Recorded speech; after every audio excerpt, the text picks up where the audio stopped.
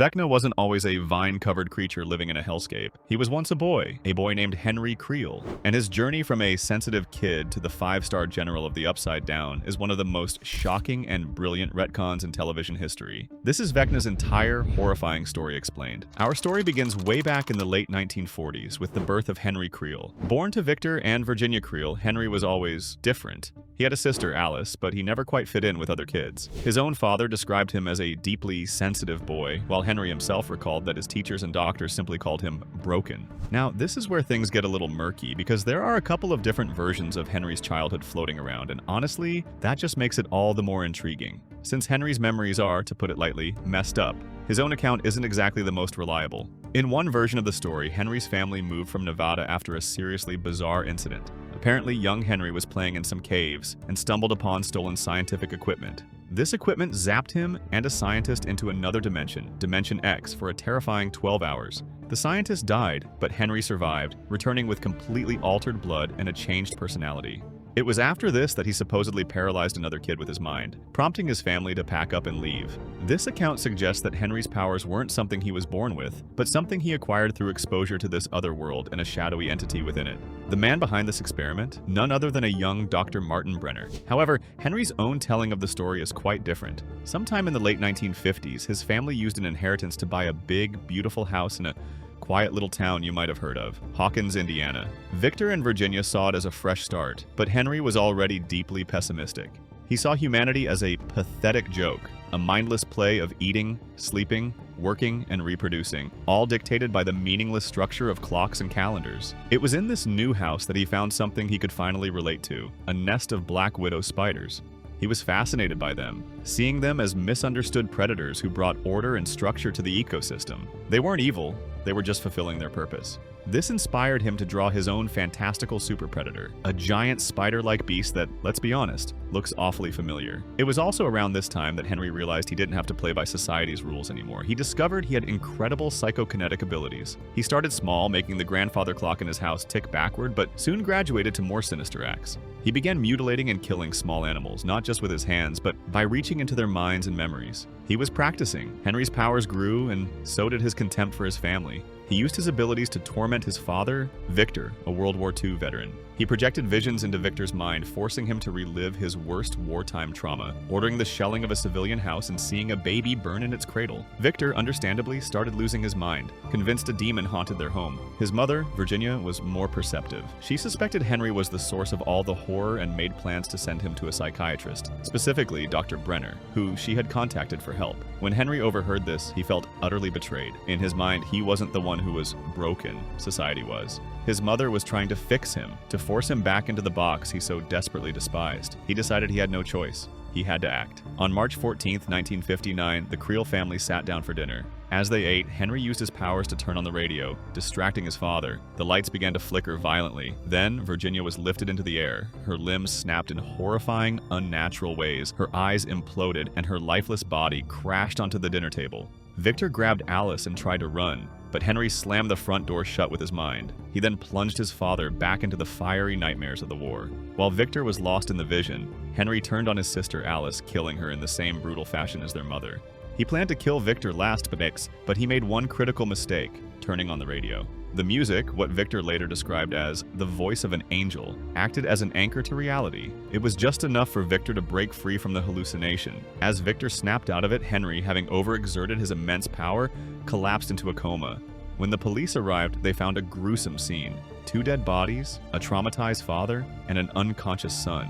Victor Creel was arrested for the murders and sent to Penhurst Mental Hospital, where he would later try to end his own life by gouging out his eyes. The world was told that Henry Creel died from his injuries a week later, but that was a lie. Henry didn't die. He woke from his coma to find himself in a new, sterile home, Hawkins National Laboratory, under the complete control of Dr. Martin Brenner. Brenner saw Henry not as a boy to be helped, but as a specimen to be studied. He tattooed 001 onto Henry's arm, making him the first in a line of psychically gifted children. For years, Brenner ran tests on Henry, trying to understand and replicate his incredible powers. But Brenner was also deeply afraid of him. He knew what Henry was capable of. To control him, Brenner implanted a tiny device in his neck called soteria, which suppressed his powers and rendered him essentially normal. Henry became just another orderly at the lab, a glorified janitor who attended to the new generation of test subjects, children Brenner had created in his attempts to make more Henrys. Stripped of his power and identity, Henry grew resentful and bitter. He was a prisoner, forced to watch as Brenner tried to mold these other children into weapons. He endured torture from the other orderlies at Brenner's command. It was during this time that he met a young girl who reminded him of himself, a girl who was bullied by the other children, who was powerful but also an outcast. Her name was 11. Henry saw a kindred spirit in her. He began to subtly mentor her, offering her advice and encouragement. He told her not to suppress her negative emotions, her anger, her sadness, but to channel them, to use them to make her powers stronger. He was grooming her.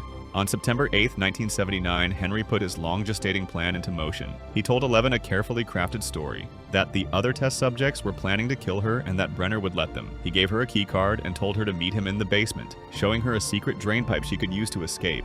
But there was a catch. He couldn't go with her because of the tracker in his neck. He manipulated her, convincing her that the Soteria chip was a tracker, and that she needed to use her powers to remove it. A grateful and trusting 11 obliged. The moment the chip was out, Henry's powers came rushing back. The full, terrifying force of Number 1 was unleashed. When guards cornered them, Henry contorted their bodies, twisted their limbs, and murdered them with a flick of his wrist. He told 11 to wait in a closet, revealing the 001 tattoo on his arm before walking out to settle his scores. What followed was a bloodbath. Henry moved through the lab like a phantom, slaughtering every test subject and staff member in his path. It was an act of pure vengeance. When 11 emerged from the closet, she found him in the Rainbow Room, standing over the corpse of Number 2. This is where he laid it all out. He explained his past, his philosophy, his belief that humanity was a virus that needed to be eradicated. He saw himself and 11 as superior beings, predators who could reshape the world into something purer. He asked her to join him, but 11 refused. She saw the monster he had become. Enraged by her rejection, Henry attacked her. Henry was stronger, more experienced, and he nearly killed her. But as he was about to deliver the final blow, 11 drew on a memory, not one of anger or sadness, as he had taught her, but a happy one of her mother's love. In that moment, her power surged beyond his. She slammed him against the wall, and as her power overwhelmed him, his body began to disintegrate. But instead of killing him, she did something else. Something she didn't even understand. She tore open a hole in reality, an interdimensional gate. Henry was sucked through the portal, his screams echoing as the gate sealed shut behind him, leaving a horrified 11 alone in a room full of bodies. She had defeated him, but she had also banished him to a place far, far worse than death. Henry Creel was thrown into a primordial dimension of endless storms and red lightning. For what felt like an eternity, he fell through this hellscape as the lightning struck him over and over, searing his skin, twisting his body, and transforming him into something monstrous and unrecognizable. The boy named Henry was burned away, and a new being began to take shape. He eventually landed in a strange, desolate world, the world we now know as the Upside Down. At first, he saw it as a kind of purgatory, but soon, he came to see its beauty. It was a realm unspoiled by mankind. He explored this new home, encountering its strange flora and fauna, including the Demogorgons. He was a pioneer, an explorer. Then he found the most extraordinary thing he had ever seen. A swirling, storm-like mass of dark particles. A living cloud that was psychically connected to every creature in the dimension. It was a hive mind, a raw, untamed consciousness.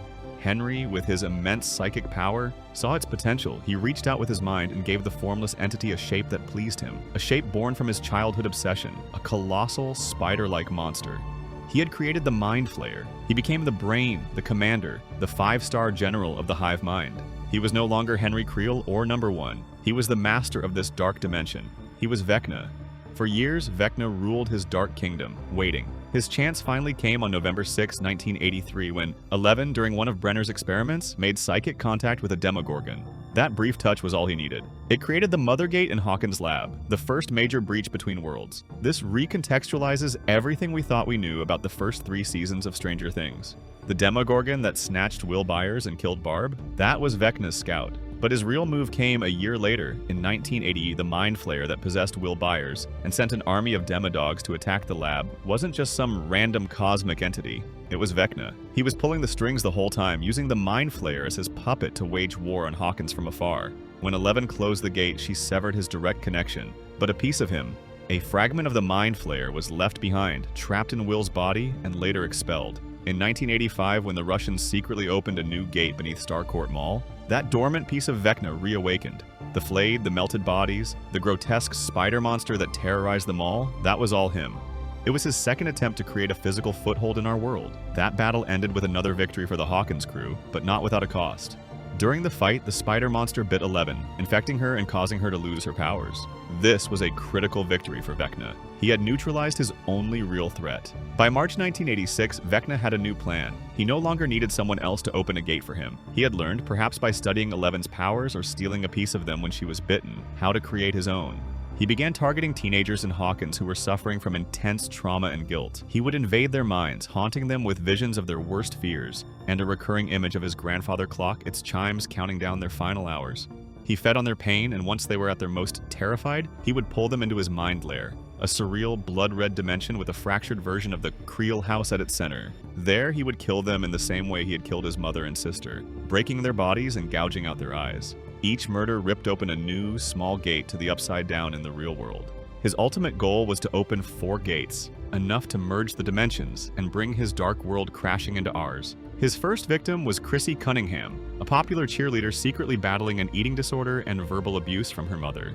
He killed her in Eddie Munson's trailer, turning Eddie into the town's #1 suspect. Next was Fred Benson, a student newspaper reporter haunted by survivor's guilt from a fatal car accident.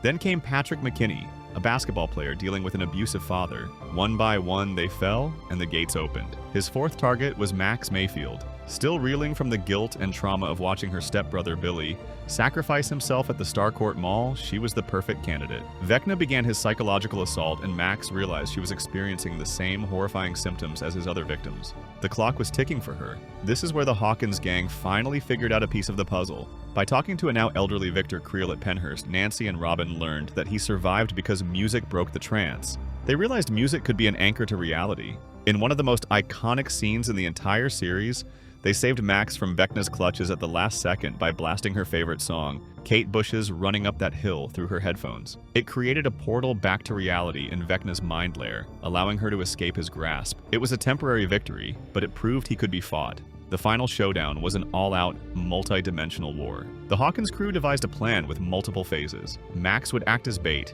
intentionally letting Vecna into her mind to distract him. While he was occupied, Nancy, Steve, and Robin would enter the Upside Down to attack his vulnerable physical body, which would be in a trance-like state in the attic of the Upside Down's Creel house. At the same time, Eddie and Dustin would distract the swarms of demobats that guarded the house. Unbeknownst to them, they had 2 more sets of allies. In Russia, Hopper, Joyce, and Murray decided to fight the hive mind by killing the Demogorgons in the Mind Flayer fragment held captive in the Soviet prison. And in a makeshift sensory deprivation tank in a pizza parlor freezer, 11 decided to piggyback into Max's mind to fight Vecna on his own turf. In Max's mind, 11 confronted Vecna in a memory of the snowball dance. In the real world, a vengeful Jason Carver attacked Lucas, accidentally smashing Max's Walkman and cutting off her musical lifeline. In the Upside Down, Eddie Munson made the ultimate sacrifice, shredding Metallica on his guitar to draw the demobats away and dying a hero to buy his friends more time.